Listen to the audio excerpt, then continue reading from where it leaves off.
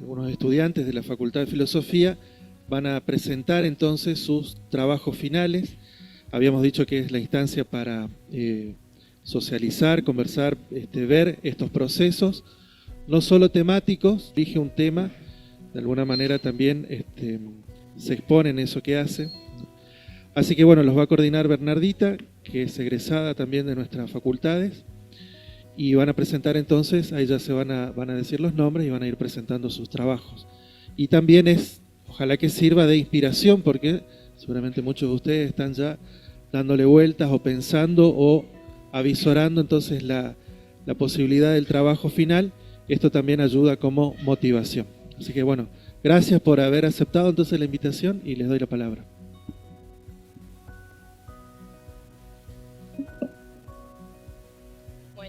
Buenos días.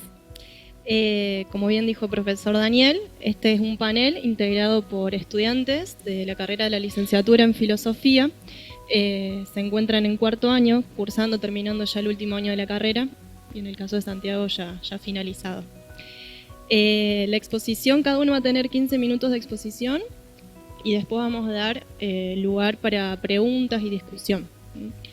Antes de darle la palabra a los estudiantes, quería, como también dijo recién Daniel, recalcar la importancia y la riqueza de este momento, porque todos aquellos que están cursando la licenciatura, cuando lleguen al final de sus carreras, les va a tocar también atravesar esta instancia, ¿no? Instancia que es fruto de un camino, ¿sí?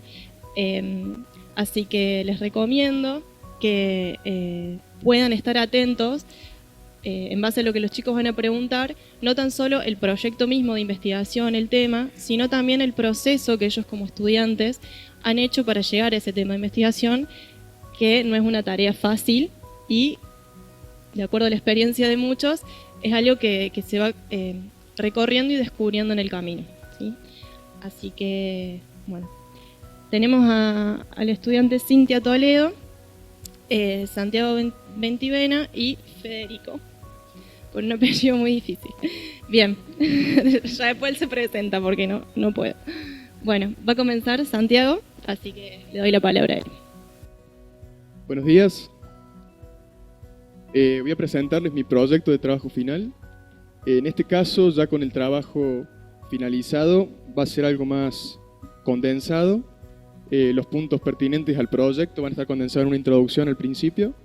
Y voy a pasar en un segundo momento a hacer una generalidad de los 3 capítulos que la componen y finalmente una conclusión y a lo que hemos llegado con esta investigación que me ha acompañado la directora Laura Alicia Haubert en este trabajo, que es parte del grupo de investigación en el que también me encuentro, dirigido por Claudio Viale. El trabajo se titula La autenticidad en la interpretación de obras musicales, una perspectiva desde la filosofía de Peter Kivy. Entonces comienzo con una introducción. La autenticidad ha sido una categoría fundamental en el discurso estético a lo largo de la historia. Desde los debates sobre la genuinidad en la creación artística hasta las reflexiones sobre la interpretación musical, el concepto de autenticidad ha desafiado a filósofos, musicólogos y artistas por igual. La autenticidad en la interpretación de obras musicales es un tema que, aunque aparentemente técnico y especializado, aborda cuestiones filosóficas profundas sobre la naturaleza de la obra de arte, la fidelidad y la intención del creador y el papel del intérprete en la transmisión de la experiencia estética.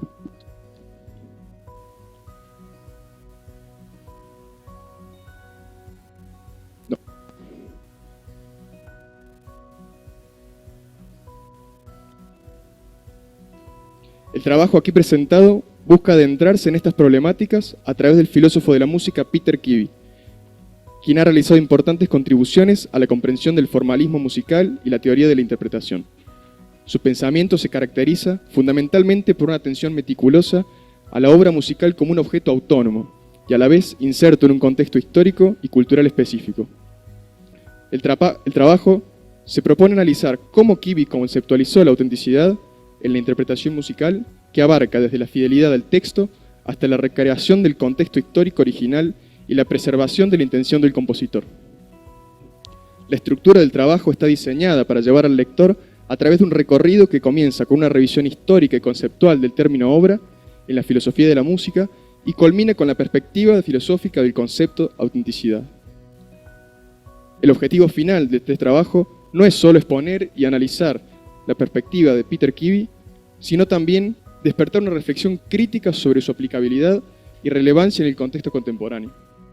A través de un diálogo con otras perspectivas filosóficas se busca enriquecer el debate sobre la autenticidad de la interpretación y proporcionar herramientas teóricas que puedan ser útiles tanto para filósofos como para músicos. La autenticidad, tal como se aborda aquí, no es un concepto monolítico, sino una construcción dinámica que refleja las tensiones y desafíos inherentes a la interpretación musical. A situar las ideas de Peter Kivy en el centro del análisis, se espera iluminar nuevas vías de reflexión y ofrecer una aportación significativa al campo de la estética musical. No, al anterior.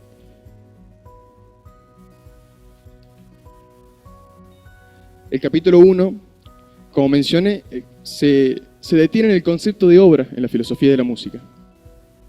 La noción de obra en la filosofía de la música es un concepto complejo y dinámico, que ha evolucionado significativamente a lo largo de la historia. Este capítulo se dedica a dilucidar las concepciones de obra que han sido moldeadas por condiciones históricas de cada época, revelando así su carácter multifacético y contingente. En la filosofía de la música, el término obra no puede reducirse meramente al producto de la creación de un artista. Tal perspectiva simplista ignora la rica diversidad de entendimientos que han rodeado a las producciones musicales a lo largo del tiempo. Durante el siglo XVIII, la transformación del concepto de arte jugó un papel crucial en la reconfiguración de las categorías estéticas, agrupando por primera vez la música, la pintura y la literatura bajo el mismo paraguas común de las bellas artes. El surgimiento del mercado artístico en este siglo marcó un punto de inflexión en la transacción de un sistema de producción por encargo a un sistema de creación autónoma. En este nuevo escenario, las obras adquirieron un valor propio, independiente de las prescripciones del mecenas, destacando la creatividad y la originalidad del artista. Este cambio no solo liberó a los artesanos de las limitaciones de sus patrones, sino que también cimentó la idea del artista como un genio creativo. De este modo, la comprensión del concepto de obra revela un fenómeno que es multifacético, complejo y multidimensional, profundamente arraigado al tejido histórico y cultural de cada época. La finalidad del capítulo es trazar y delimitar el campo filosófico del pensamiento musical. La selección de los textos que escogimos acá van a brindar el contexto necesario para asimilar la hipótesis de Peter Kivy que se expone en el último capítulo.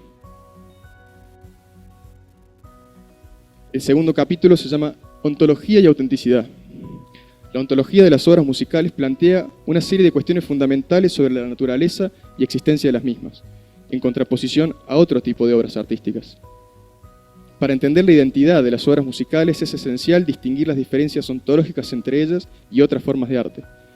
La clásica división ontológica entre las artes visuales, como la pintura y la escultura, y las artes interpretativas, como la música y la literatura, revelan una complejidad inherente en el concepto de obra. Las obras de arte visuales son generalmente conocidas como objetos individuales, que pueden ser trasladados, guardados y medidos, ocupando un espacio físico. En contraste, las obras musicales no pueden ser concebidas de este modo en un sentido obvio. Esta diferencia lleva a cuestionar si el concepto de obra puede aplicarse de manera uniforme a todas las formas de arte. Dentro de las discusiones sobre la ontología musical se encuentra la problemática de la autenticidad y la creación. Según los nominalistas, las obras musicales no existen separadas de sus interpretaciones. Por otro lado, los formalistas como Peter Kivy sostienen que la música o las obras musicales son universales platónicos que no se crean, sino que se descubren. Estas posturas reflejan una variedad de concepciones sobre la naturaleza de las obras musicales, desde estructuras sonoras universales hasta entidades contingentes dependientes de su interpretación y contexto. La discusión ontológica sobre la música no es meramente académica, tiene implicaciones profundas sobre cómo se entienden y se valoran las obras musicales. Cuestionar la identidad y la autenticidad de las obras musicales invita a reflexionar sobre su existencia y las condiciones bajo las cuales se las puede considerar legítimas. Este debate considera no solo las perspectivas de filósofos analíticos, sino también aquellos críticos de la ontología musical, que abogan por una evaluación estética más allá de las limitaciones ontológicas. Por último, se exponen las categorías fundamentales del concepto de autenticidad referido a la evaluación y apreciación de interpretación de obras musicales. La autenticidad no solo refiere a la fidelidad de la obra original, sino también a las condiciones de individuación que le confieren identidad a dicha obra. Las nociones de autenticidad permiten reconocer distintas maneras que tienen las obras musicales de manifestar su identidad a pesar de ser reproducidas e interpretadas en distintos momentos y en diferentes contextos. Por último, condensamos la idea de toda la tesis en el concepto de autenticidad desde la perspectiva de Peter Kivy. Nadie en el mundo académico angloparlante está cerca de haber producido tantos libros dedicados únicamente a la filosofía de la música como Peter Kivy.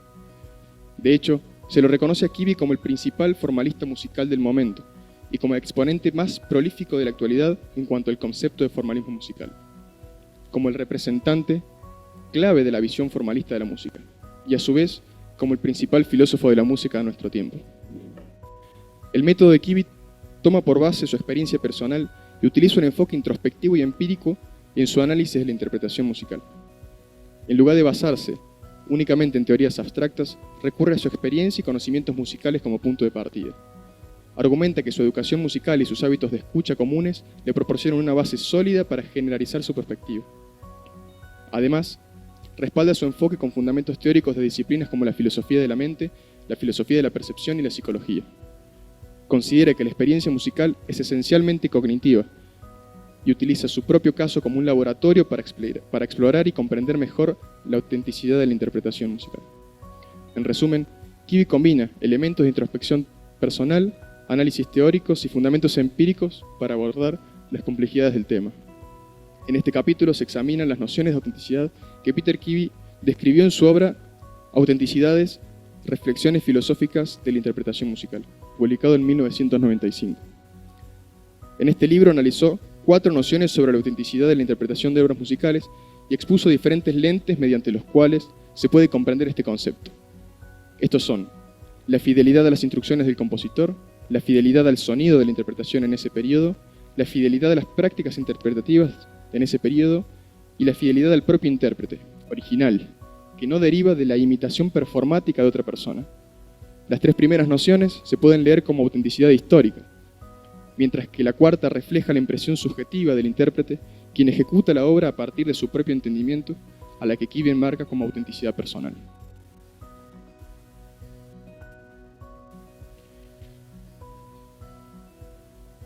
Como conclusión, en este trabajo se elabora un análisis de un concepto en el marco de la interpretación musical, centrado en la teoría del formalismo mejorado de Peter Kivy. A través de las distintas nociones de autenticidad propuestas por el autor, se aborda una cuestión central en la estética musical, la tensión entre las 3 nociones de autenticidad histórica y la libertad interpretativa del músico. A partir de allí podemos decir que el concepto de autenticidad en la interpretación musical es multifacético y está intrínsecamente ligado a la ontología de las obras musicales y a las prácticas interpretativas históricas.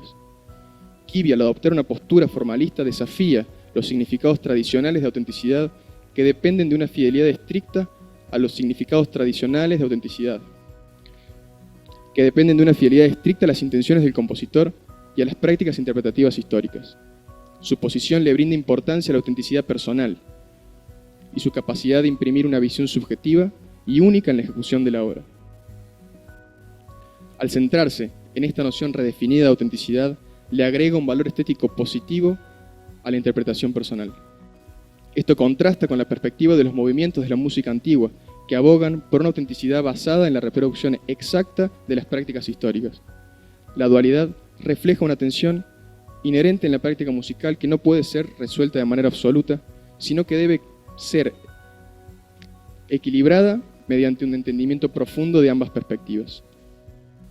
Además, el formalismo de Kivy, al cuestionar la necesidad de una ontología estricta para la música, abre nuevas vías de comprensión de la autenticidad sin depender de criterios ontológicos rígidos.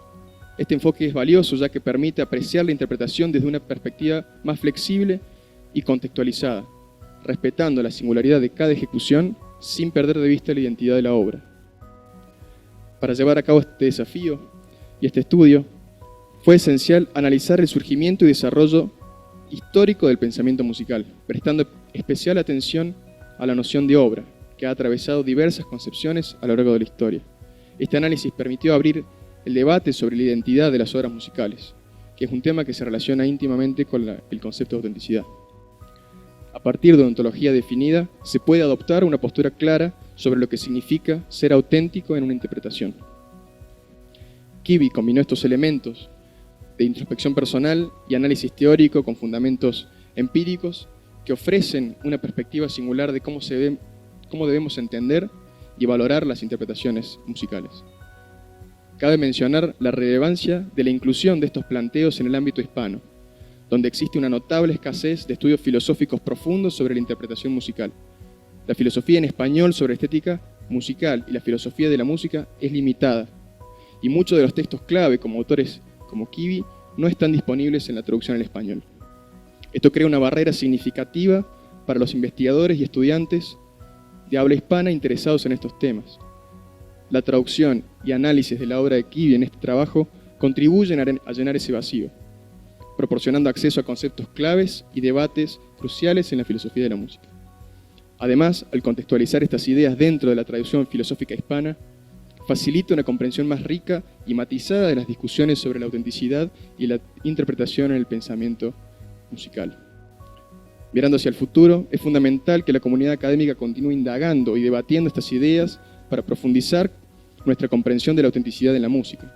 La integración de las perspectivas históricas y personales no solo enriquece la práctica interpretativa, sino que también amplía los horizontes filosóficos sobre los que se constituye una obra de arte musical auténtica.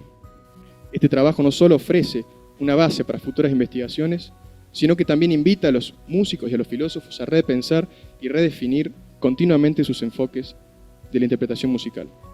Por último, el concepto de autenticidad en la música no es una meta fija, sino una búsqueda continua y dinámica que refleja la riqueza y complejidad de la experiencia musical humana. Al comprender y valorar esta dualidad, no solo enriquecemos nuestra práctica interpretativa, sino que también abrazamos la esencia misma de la música como un arte vivo, en constante evolución y en diálogo con su propia historia. Muchas gracias.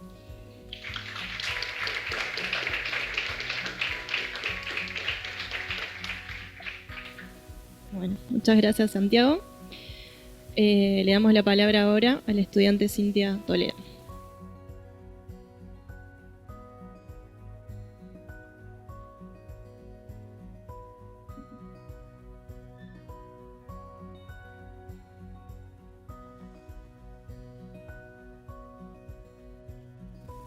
Bueno, buenos días.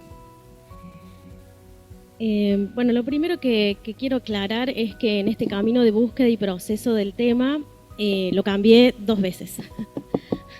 Entonces no hay ningún inconveniente si les pasa eso. Eso es lo primero que les quería compartir, porque cuando se llega al tema que uno ama y desea investigar, a partir de allí se abren las puertas, la reflexión, y uno va encontrando personas que lo van acompañando en esa búsqueda. Entonces no hay problema si pasa eso, si sucede. Bueno, mi trabajo final de grado tiene que ver con la filosofía latinoamericana.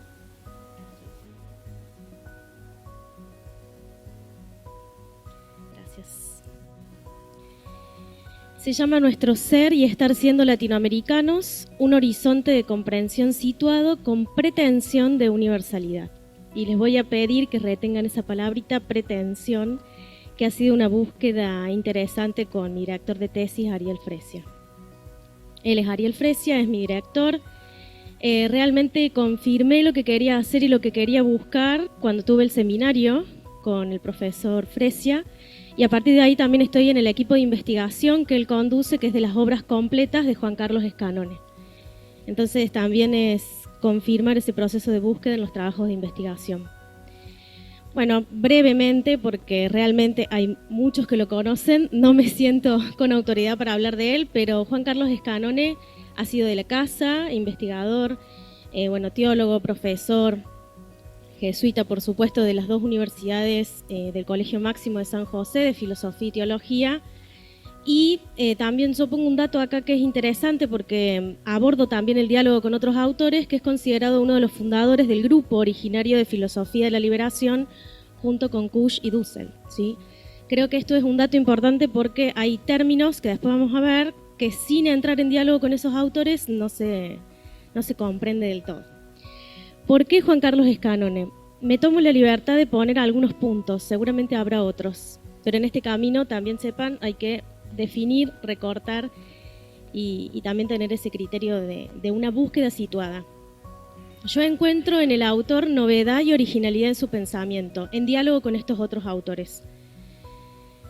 Esa novedad a mí me lleva a pensar a que es posible una filosofía latinoamericana. Yo estoy convencida de eso, por eso abordo este tema en mi trabajo final de grado. Creo que eso es importante tenerlo en cuenta para poder avanzar, ¿no? Porque hay mucha discusión que si hay una verdadera filosofía latinoamericana, que si todo forma parte de una filosofía tradicional que nos ha sido heredada, entonces no, yo creo que sí hay filosofía latinoamericana y que esa es la novedad y originalidad que encuentro en Juan Carlos Scanone, en su búsqueda, en su investigación y en sus innumerables escritos. Dos términos son los que a mí me llevan a entrar en diálogo con él: el arraigo y el sentido de pertenencia.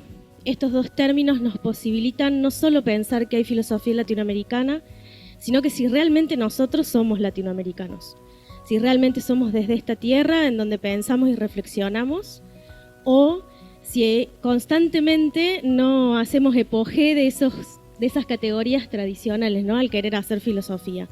Entonces creo que el arraigo y el sentido de pertenencia nos posicionan en una filosofía situada desde este lado del mundo. También rescato en él cómo postula yo trabajo fundamentalmente el artículo que sale en la revista Estrómata, que es un nuevo punto de partida, pero que pertenece, ¿no?, a una obra más grande, de él también, en donde también voy recuperando, ya vamos a ver en la bibliografía, algunos aspectos más globales de esa obra. Pero un nuevo punto de partida es realmente poder hacer eco de qué estamos haciendo en Latinoamérica en términos de filosofía. Cuando nosotros nos preguntamos esto, decimos, bueno, si no se venía haciendo, si no venía siendo situado, si no venía siendo un contexto definido de pensamiento, hagámoslo a partir de ahora, ¿no? Y en esto quiero hacer una salvedad, no es que él en su artículo diga que es el único, sino que él encuentra en este nuevo punto de partida una herramienta que justamente nos puede ayudar a todos a pensar desde la filosofía latinoamericana. Como les dije, este trabajo de investigación es un diálogo y una construcción del pensamiento de estos autores, de Kusch, Dussel y Carlos Cullen, en donde ellos entran en diálogo con Scanone y de ese diálogo sale algo nuevo, sale un nuevo punto de partida. Y lo dicen varios de sus artículos y sus escritos. Eso para mí me llena de admiración, como filósofo e investigador no deja de reconocer el trabajo de otros filósofos que están pensando lo mismo y que de alguna manera hacen una investigación conjunta. Yo encuentro en Scanone una real preocupación, interés y compromiso por la filosofía latinoamericana, porque no solo habla de filosofía latinoamericana, sino que la hace situada y en algunos momentos, supongo de su vida, no tuve la gracia de conocerlo, pero he hablado, por ejemplo, con Luciano Madoni, que ha sido su alumno. Él en sus clases me contaba que realmente cuenta la experiencia de hacer filosofía latinoamericana con otros. Y eso es muy valioso, porque no es un filósofo que se quedó en lo teórico o puramente epistemológico, sino que supo hacer un diálogo con la filosofía práctica y situada. Bueno, en mi trabajo final, como les dije, fundamentalmente el artículo que está en la revista Estrómata del año 80, pero también tengo una bibliografía complementaria, que es la obra más amplia, ¿no?, a la que pertenece este artículo, nuevo punto de partida en la filosofía latinoamericana. También trabajo con un análisis que hizo el doctor Ariel Fresia, Estar caído, nosotros y pueblo, que es un trabajo que Scanone lee en Kusch. Entonces, como yo les decía, hay un diálogo y una construcción conjunta. También el trabajo de investigación que se publicó del doctor Ariel Fresia y Luciano Madoni, que es con los que estoy en el equipo de investigación de obras completas, Liberación, Sabiduría Popular y Gratuidad. Es una introducción al pensamiento de Scanone en estos tres conceptos que me posibilita hacer un contexto y una filosofía latinoamericana que sea situada. y El estar con lo sagrado del doctor Fresia, que también es un diálogo sobre pueblo, cultura y religión, estos tres conceptos en diálogo y reflexión filosófica y teológica con Kusch. Bueno, el tema me costó llegar a esta pregunta porque es como que la bordeaba por muchos lados hasta que, bueno, me ayudó el doctor Daniel López y también Tarcisio para poder definirla. Y ¿es posible una filosofía latinoamericana genuina con pretensión de universalidad? ¿Se acuerdan que yo les decía que tuvieran en su mente o pudieran retener la palabra pretensión? Si nosotros no abordamos, o yo en este caso no pongo esa palabrita de pretensión, estaría diciendo que Scannone lo postuló como universal. Yo entiendo en el trabajo de investigación que tengo varios elementos como para poder decir que es así, pero no podría hablar por él, ¿sí? Por eso nosotros en el trabajo conjunto y en diálogo llegamos a esta palabra, ¿no? Pretensión. La problemática acerca de la existencia de una filosofía latinoamericana genuina en el horizonte de comprensión situado con pretensión de universalidad en el pensamiento de Juan Carlos Scannone. El problema que fue lo que, bueno, de alguna manera despertó en mí el trabajo de búsqueda es esto, ¿no? Si en Latinoamérica hay una historia que ha sido silenciada, si realmente nosotros atravesamos nuestra historia y leemos nuestra historia y encontramos autores que han hablado y han postulado una filosofía latinoamericana, pero ha tenido más peso en nuestros trabajos de investigación la filosofía que es más tradicional o desde el otro lado del mundo, que ha sido heredada. Entonces, también en un artículo, simplemente voy a mencionarlo, que desde la sabiduría popular se puede entender de qué se trata la categoría pueblo. Si nosotros podemos postular de qué se trata la categoría pueblo, podemos hacerlo situado, ¿no? El pueblo latinoamericano y no cualquier otro pueblo. El nosotros latinoamericano, el nosotros pueblo y no cualquier otro. Entonces, en la cultura, que nos llama a recuperar esto, ¿no? Los signos, los símbolos, las costumbres y el estilo de vida del suelo que habitamos nos posibilita reflexionar a partir de esas categorías. El objetivo es encontrar en el pensamiento de Juan Carlos Scannone la novedad de una filosofía situada con pretensión de universalidad. Al menos 3 objetivos: investigar una posible novedad en el pensamiento de Juan Carlos Scannone, explorar en algunos artículos escritos por Juan Carlos Scannone la posibilidad de una filosofía latinoamericana situada con pretensión de universalidad y reflexionar desde un nosotros latinoamericano que nos sitúe en nuestro estar, ser y estar siendo latinoamericanos. La hipótesis que manejo de trabajo, que a futuro voy a tratar de desarrollar en el trabajo, es que hay novedad en el pensamiento filosófico de Juan Carlos Scannone para pensar filosofía latinoamericana situada con pretensión de universalidad. Simplemente contarles, que esto también es un dato para que los ayude, tenía 5 capítulos al comienzo, después 4 y finalmente 3, que son estos. El capítulo 1, Filosofía y Cultura Latinoamericana. El capítulo 2, El ser y el estar de este lado del mundo. Y el capítulo 3, Un horizonte situado con pretensión de universalidad. Simplemente como para que vean los puntos, el estar siendo una cultura es el estar siendo popular, alguna de las preguntas que me hago. Desde la lógica de la negación a lo profundo de la filosofía y cultura latinoamericana, nuestra opción por las víctimas históricas, filosofía inculturada e incultural en Latinoamérica, inculturación y una nueva filosofía. El capítulo 2, que era el ser y estar de este lado del mundo, voy a abordar Scannone y el estar siendo latinoamericano, el arraigo latinoamericano, perspectiva latinoamericana de los sujetos, qué es el ser sujeto latinoamericano y no otro tipo de sujeto, la decisión de jugarse por las víctimas históricas, inculturación y una nueva filosofía. En el capítulo 3, que es un horizonte situado con pretensión de universalidad, el nosotros ético-histórico, el nosotros pueblo, una filosofía relacional, un estar siendo y reflexionando con otros, filosofía latinoamericana para el mundo y filosofía desde América Latina con otros y para el mundo. Terminar con una cita, simplemente, me costó mucho elegirla, pero aquí vamos. un nuevo punto de partida en la filosofía latinoamericana, pues el trabajo de elaboración de categorías filosóficas desde la sabiduría popular se caracterizó por la dialéctica, entre comillas, o el diálogo entre ambas vías, dentro de un círculo hermenéutico.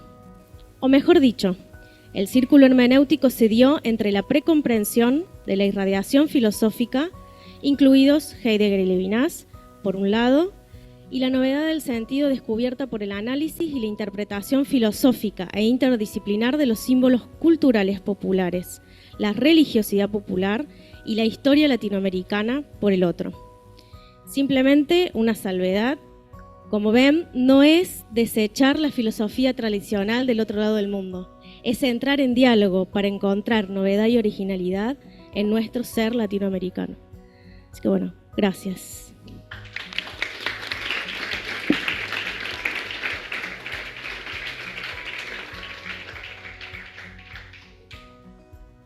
Hola.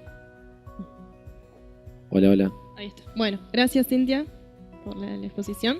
Bueno, y ahora damos la palabra al último estudiante, Santiago. Federico, perdón, decí tu Bueno, apellido y nombre todavía no lo tengo. Bueno, Schauwinkel es mi apellido. Lo mío va a ser un poco más diletante, más narrado de cómo llegué a este proceso y qué me interesa y de cara al futuro. Yo me acuerdo de la primera clase de filosofía de la carrera. Dani nos dice, vayan pensando un tema, un autor que les guste. Imagínate que para mí era muy pronto imaginar eso cuando yo todavía no tenía muy pocas lecturas, eran unas cuestiones más literarias, pero esa pregunta de alguna manera me quedó, me pareció apurada a mi gusto, pero siempre me fue resonando. Esa pregunta, no puse todo, después devino en con qué autores soy más sensible o con qué obras a mí me pasa algo. Y lejos de una pretensión positivista, jerárquica, decir, bueno, esta obra es mejor que la otra, sino decir, ¿a dónde me resuena algo? A mí, ¿con qué me pasa algo? Y de un lugar más afectivo también, más sensible, porque, digamos, hay un primer momento que yo me acerco a la obra y por ahí no entiendo mucho, ¿sí? ¿No? Porque son conceptos nuevos, lecturas que uno no trae, pero encuentra algo. Entonces desde ahí esa pregunta de Dani se devino en esa pregunta que pasó ya a la carrera, a los trabajos, y bueno, ¿dónde encuentro algo? ¿Dónde se da una conexión? ¿Dónde veo yo una posibilidad? Hasta que llego a Gilles Deleuze, un filósofo francés, ¿no? Específicamente la obra El Anti-Edipo.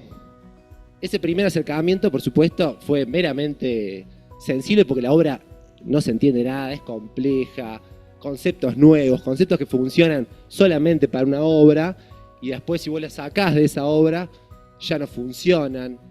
Pero había algo que yo encontraba ahí que me pasaba con Deleuze, El Anti-Edipo, y no me pasaba con Heidegger, por ejemplo. Digo, ¿quién puede dudar que Ser y Tiempo puede ser una de las obras más fundamentales del siglo XX? Pero había algo, ¿no?, en El Anti-Edipo que yo encontraba como un aire de libertad, una cuestión más emancipatoria, una potencia que se corría de un lugar meramente argumentativo, meramente filosófico en el sentido de pretensión de verdad, sino que ellos aclaran en las primeras hojas, no nos interesan dar definiciones, llegar a una verdad, sino buscar nuevas conexiones.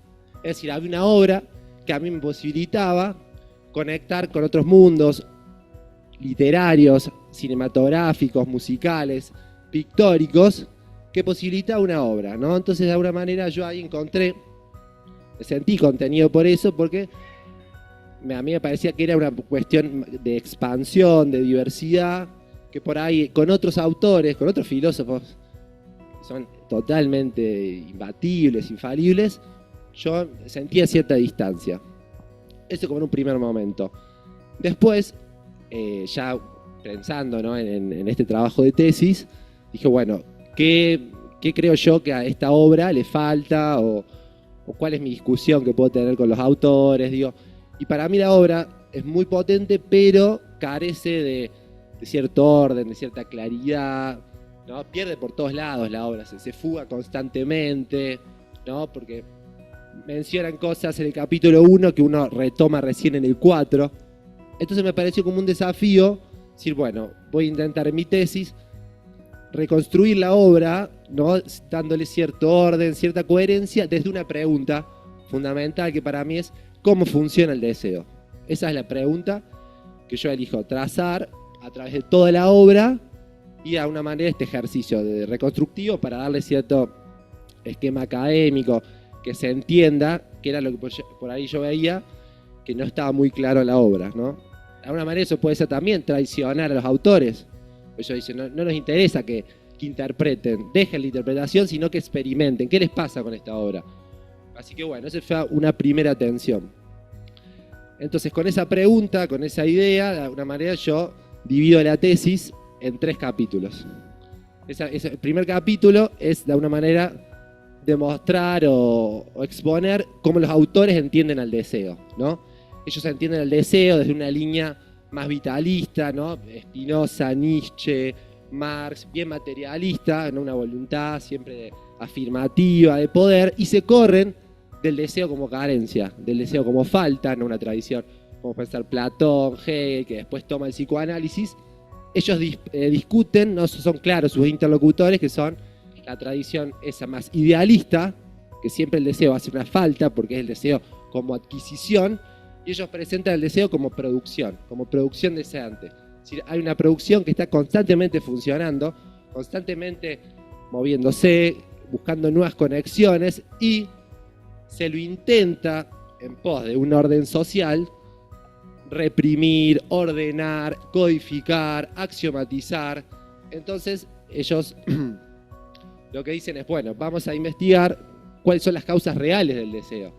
Es decir, ¿por qué si hay un deseo que es, insisto, fuerza de producción, voluntad de poder, afirmación, termina siendo carencia, termina hasta a veces, dicen, deseando mismo su propia represión?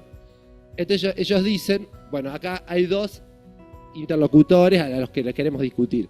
El psicoanálisis con el complejo de Edipo. Ellos discuten el complejo de Edipo porque consideran que encierran al deseo en un triángulo familiar, ¿no? Se desea a la madre, dicen, no, ¿por qué? No, dicen ellos.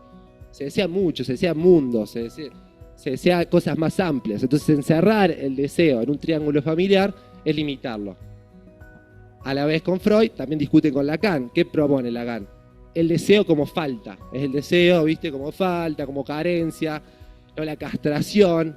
Entonces, de alguna manera, ellos revalidan. Me olvidé aclarar que esta obra él la escribe con Félix Guattari, que es un psicoanalista, ¿no? Entonces, esa línea, yo, por una cuestión de que la carrera es de filosofía, decidí mencionarla, pero no entrar en discusión, porque me parecía que tenía que ponerme a leer a Lacan, a Freud, con toda la complejidad que eso trae, y no es el tema que a mí me interesa. Entonces ellos dicen, esos son uno de los primeros, ¿de acuerdo?, enemigos de los que queremos discutir, pero el segundo son las máquinas sociales, ¿no?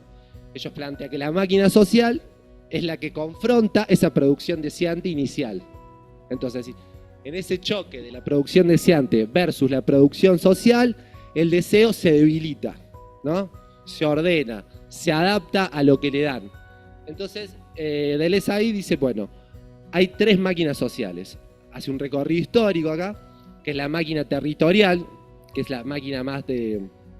Digo, no tenemos todavía una sociedad formada con un Estado, entonces por medio de filiaciones y alianzas se organizaban, se casaban, las castas, de alguna manera se organizaba de esa manera, pero en un territorio.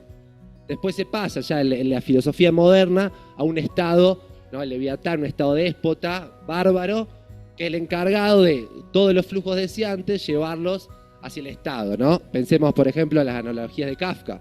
La máquina kafkiana, que de esa manera, ese Estado gigante, ese castillo, esa muralla, que de alguna manera siempre uno está vinculado y no se puede salir de ahí, y no sabe cómo tampoco, pero el punto fundamental es, luego de este Estado, que es el de actual, que es el Estado civilizatorio capitalista.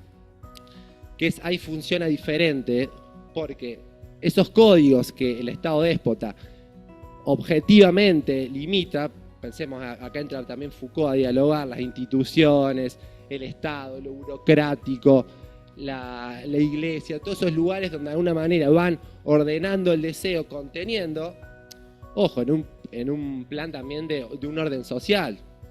Digo, yo tampoco sé si estoy muy en desacuerdo, digo, es otra discusión, pero digo, ellos creen que esa manera el deseo queda enganchado en los códigos, que son objetivos, es decir, son códigos que están afuera, reglamentaciones y todo lo que se ve en la filosofía moderna. Pero el Estado capitalista, ¿qué hace? Como en esos códigos, acá está otra línea muy marxista, no puede circular, ¿no?, los flujos del capital libremente. El Estado, ¿qué necesita? Descodificar esos flujos y axiomatizar. Es decir, lo que en un momento eran códigos objetivos que estaban afuera, ahora pasan a ser subjetivos, ¿no? Foucault, es el paso de Foucault, sociedad disciplinaria, ¿no? Es decir, bueno, la escuela, toda esa cosa, ¿viste? La de Wall, de Pink Floyd, todo así codificado, a sociedad de control. Es decir, ahora el control, el déspota, que antes estaba en el de Estado, ahora está dentro nuestro. Es subjetivo. O sea, el déspota somos nosotros, de nosotros mismos. Ya no hace falta tener al déspota, tener al maestro que te está controlando, sino que el control es propio. Nosotros nos controlamos en pos siempre de reproducir las formas del capital. Es decir, el deseo de alguna manera queda subordinado a la reproducción de capital. Todas las acciones que uno efectúa ahora van a estar subordinadas a ese modo de vida que es reproducir las formas del capital, toda una base utilitaria, que es la peor de las formas, dice Deleuze, ¿no? Porque no hay salida, no hay un espacio en blanco. De última, en el laburo de la fábrica, ellos acá es donde muestran la sociedad disciplinar, vos salías a las 6 pero tenías un rato libre. Acá, en la sociedad de control, nunca hay corte, digo, porque el trabajo está dentro tuyo de alguna manera, y eso para Deleuze es muy nocivo, y es de las formas donde se ha potenciado esto, porque puede llegar a todos lados de esta manera. Y por último, el tercer capítulo, acá sí es lo que yo investigo, es decir, bueno, de qué manera el deseo, los afectos se pueden liberar de esas formas de codificación social. En la actualidad, insisto, tomadas por la maquinaria civilizatoria capitalista. Ellos plantean ahí dos salidas, que son la revolución molecular y la micropolítica.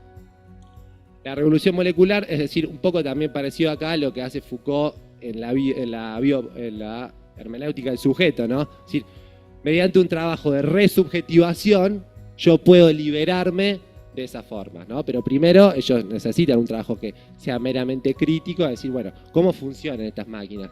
¿De qué manera nos toman los flujos deseantes? Después de ese momento, ellos pasan a este momento más emancipatorio, que es decir, bueno, investiguemos las formas individuales, colectivas, de liberarnos de esas máquinas. Insisto, ahí es un lugar que puede ser leído de muchos lados, por momentos anárquicos, por momentos aceleracionistas. Todavía no tengo una opinión formada sobre eso, sino que ir pensando también los modos que ellos van a plantear de liberarse. Así que bueno, un poco esa es la línea de la tesis, esos tres momentos: producción deseante, producción social, ¿no?, esa tensión, y en el tercer momento pensarlo al deseo como resultado de esos dos procesos, y de qué manera, ¿no?, con ese deseo existente a un modo social, que es decir, un deseo que ya está afuera, ya no es el deseo psíquico, cerrado, interior, sino que un deseo que está volcado al campo social, funcionando ahí con sus impedimentos.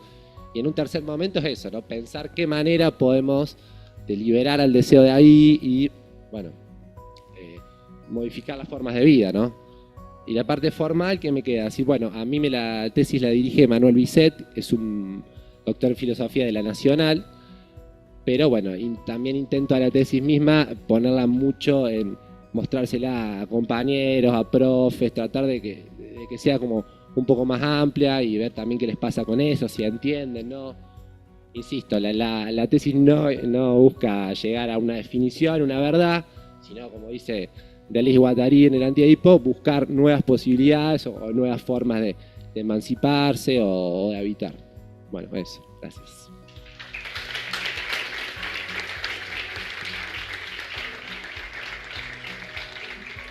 Bueno, gracias, Fede.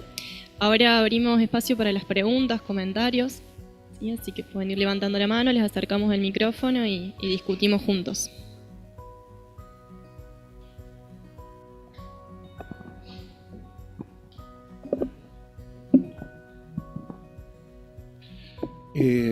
Bueno, gracias a los tres por haber aceptado participar y exponerse, porque cuando uno también expone lo que piensa, se expone. Así que muchas gracias. Bueno, mientras sus compañeros van pensando alguna pregunta o comentario, a ver, yo también me animo a hacerles algunos comentarios y preguntas, ¿no? Bueno, lo primero, Santiago, los tres, muchas gracias porque compartieron no solo ideas, sino también la vivencia, que eso también es lo que habíamos pensado, ¿no? Y es una de las cosas más ricas, compartir la vivencia de una búsqueda, ¿no? Que es lo que ustedes compartieron, cómo llegaron, cómo caminaron. Cómo llegaron no, porque todavía falta terminar, pero en fin. Y aún lo que entregan siempre, recuerdan la anécdota de Husserl, que él dice que al día siguiente en que defendió su tesis, ya le daba vergüenza publicarla, porque ya no estaba de acuerdo con lo que había escrito, ¿no? Así que bueno, siempre es ese camino abierto a siempre más. Santiago, un comentario, porque también pude conversar con vos en distintos momentos. Si puedo decir una pregunta, ¿cómo pasaste de un concepto que vos habías tomado, creo que de Benjamin, de aura, ¿no?, al de autenticidad? En fin, hay distintos, pero bueno, ahí se dio un quiebre porque vos estabas trabajando eso y de golpe no las circunstancias, que elegiste trabajar con uno, con otro, sino, digamos, ¿cuál es el paso? ¿Por qué te parece mejor para describir una obra de arte, en este caso la obra musical, mejor el concepto de autenticidad que el de aura? Que también me parece interesante, ¿no? Les digo a los tres después, así no corto. Bueno, con Cintia también, la verdad que es un privilegio poder haber compartido varios momentos con ustedes y pude ver también cómo fueron trabajando, ¿no? Lo del punto de partida finalmente, ¿qué es? Porque varias veces lo mencionás, ¿no? Ese nuevo punto de partida y con esa pretensión universal.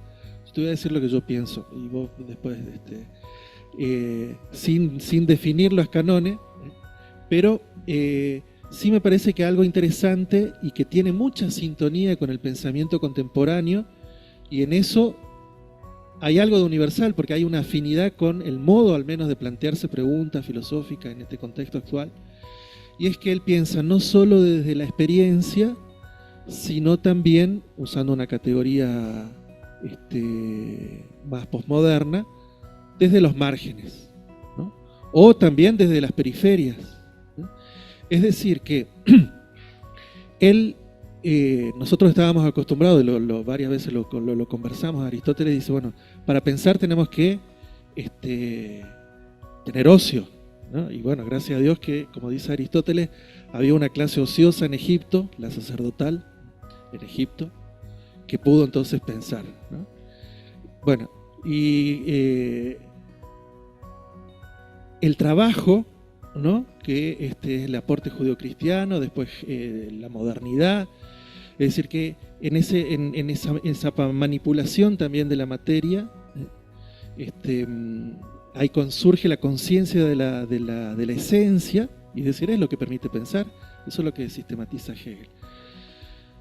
Y en cambio con Escanone no es el único, pero con él nos encontramos con eso, es la marginalidad o el grito de la víctima, la marginalidad de las periferias, la sabiduría popular, ¿no?, que no es el saber intelectual formal, ¿no?, pero sin embargo eso es lo que da que pensar. A mí me parece que eso es, al menos desde mi parte, en lo que encuentro mucha sintonía con su planteo, y también hay mucha sintonía con un estilo actual de pensar que es no desde de lo universal, sino de lo concreto, pero histórico, ¿no? En ese ámbito.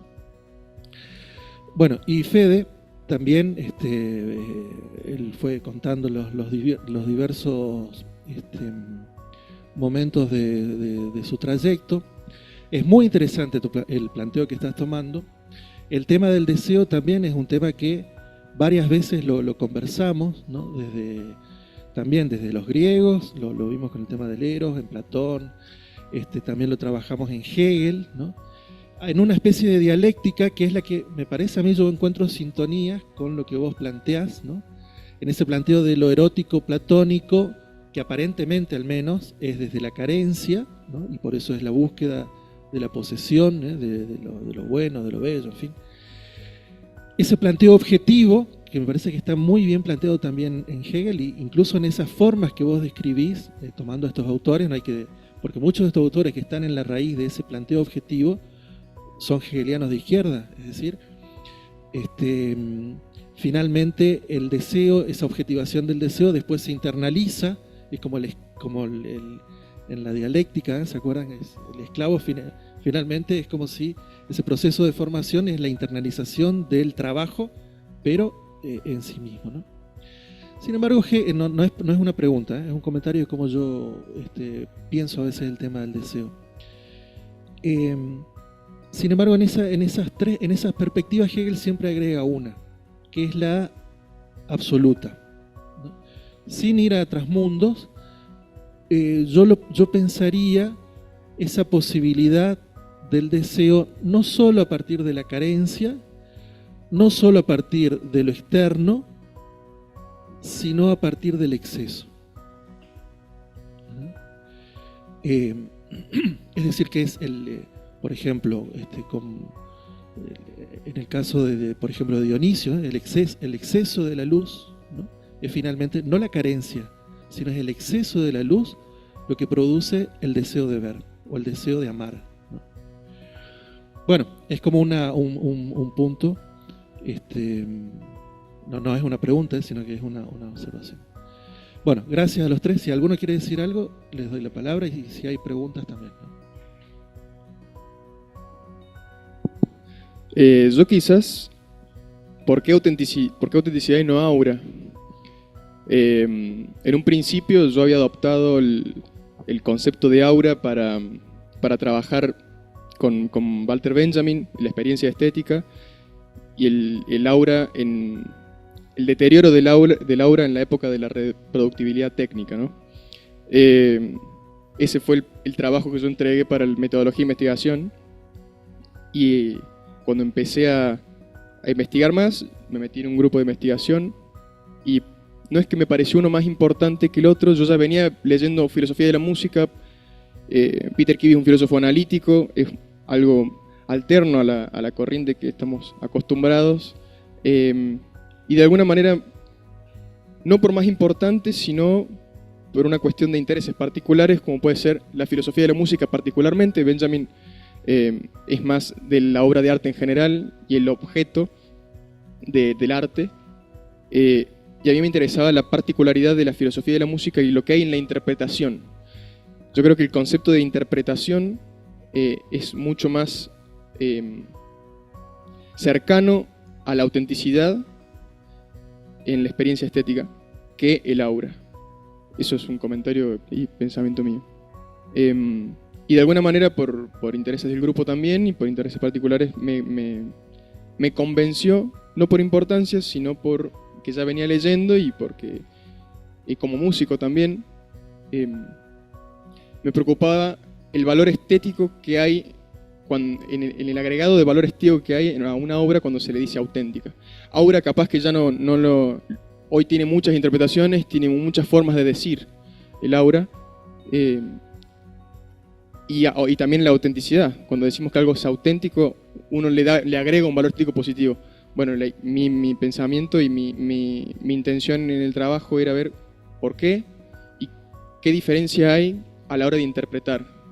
Cuando uno interpreta una obra, o cuando, incluso como oyente también, lo que oye es auténtico, es legítimo, es genuino, Y yo creo que yendo al concepto de autenticidad, asimilaba mucho más el cómo y el por qué que yendo a Laura con Benjamin, que era algo capaz más general, histórico y que tiene consecuencias religiosas, políticas y como mucho más amplio.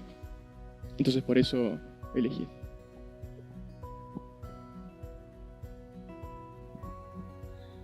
Bueno, sí, ¿por qué nuevo punto de partida? Voy a dejar que hable él. Para comprender mejor qué queremos significar al hablar así, en primer lugar, caracterizamos brevemente dos horizontes de comprensión. Luego, en un segundo paso, trataremos más detenidamente del tercero, desarrollando dos conceptos claves. A. El de nosotros, como sujeto de la experiencia del estamos. B. El de estar, con todo su trasfondo. ¿Por qué nuevo punto de partida? Justamente por eso, yo acuerdo, desde los márgenes, desde las periferias, desde el clamor latinoamericano, desde el clamor y ese grito del ser sujeto latinoamericano, es posible hacer filosofía. Es posible leer la filosofía de ese pueblo, del nosotros pueblo, para poder postular categorías para que finalmente podamos hablar con pretensión de universalidad. Eso es lo que me atraviesa y estoy tratando de caminar con Scannone en el trabajo de investigación.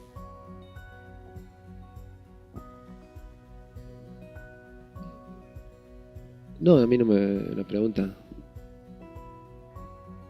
Bien. Diego. No, perdón. Qué mal que estoy. Ay, Diego.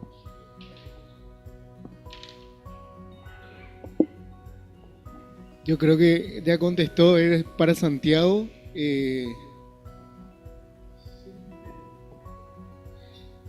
Sí, ¿cómo llegaste al tema? Porque también sabía como que hubo un cambio en el camino y sabía que en el primer tema estabas muy entusiasmado, así que leer el título ahora, dije, mira el giro que hizo, ¿no?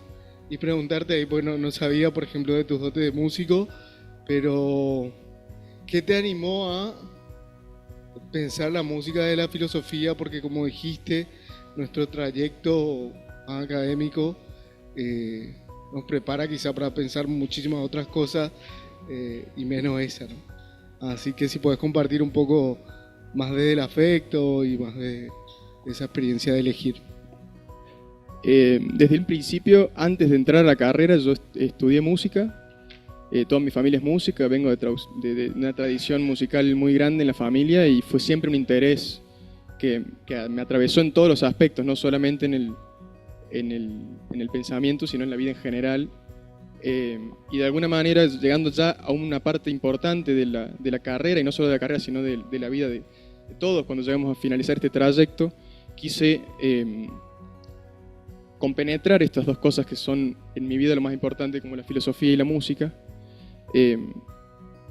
sabiendo que amerita un desafío importantísimo, porque justamente no es algo que estamos acostumbrados a leer o una tradición filosófica que todos conocemos o algo.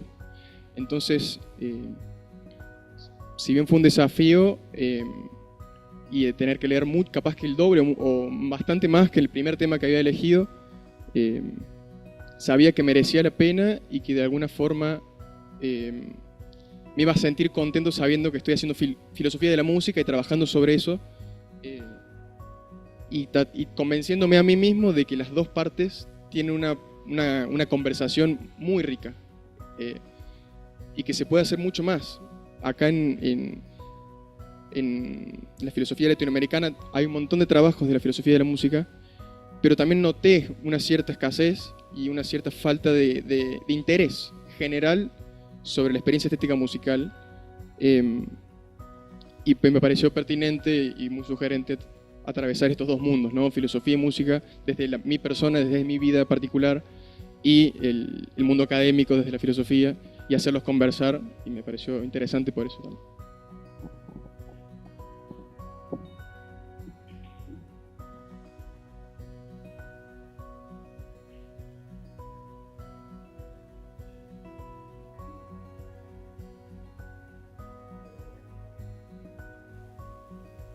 Hola, hola, hola.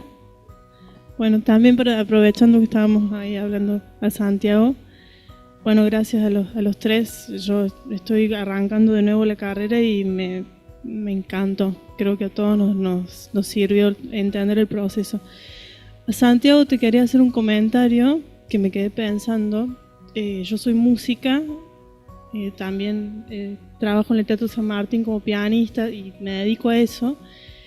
Y me quedé pensando en que yo entendí perfectamente todo lo que planteaste, pero porque soy música. No sé si incluiste en tu trabajo, pensaste en dar también, hacerles una bajada a tierra, digamos, a las personas que por ahí no se dedican a la música. Entendí lo que planteabas de las obras, es el eterno dilema que tenemos todos los artistas y los músicos en particular, sobre todo con esta cuestión de la partitura, la obra y incluso componiendo. Yo me dedico a hacer música y me pasa lo mismo, compones una obra y decís qué me pide la obra o qué está queriendo, de qué manera suena ella, de qué manera, hasta dónde voy yo y hasta dónde va ella. Esa cuestión existencialista de las obras de arte y el esencialismo, que es platónico, como bien lo planteaste.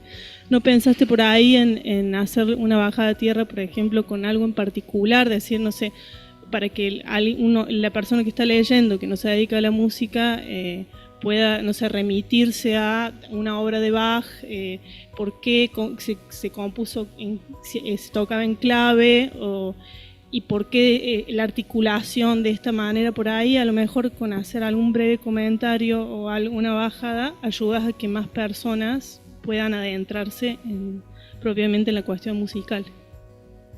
Gracias. Muchas gracias. Yo soy profe de escritura también en la carrera, en el primer año, y me interesaba para los que están iniciando la carrera, perdón si le doy la espalda a alguien, ¿cómo escriben? Es decir, ¿cuál es la metodología que llevan a cabo? Primero leen, después se ponen a escribir, o se largan intuitivamente a escribir sobre algo que reflexionaron, copian, después reelaboran, copian, después reelaboran. Bueno, esas inquietudes, ¿cómo es el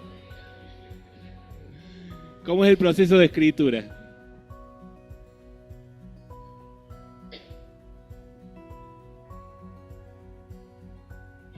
Porque estamos sobre la hora, entonces si Santi quiere decir algo, la pregunta y después algo general.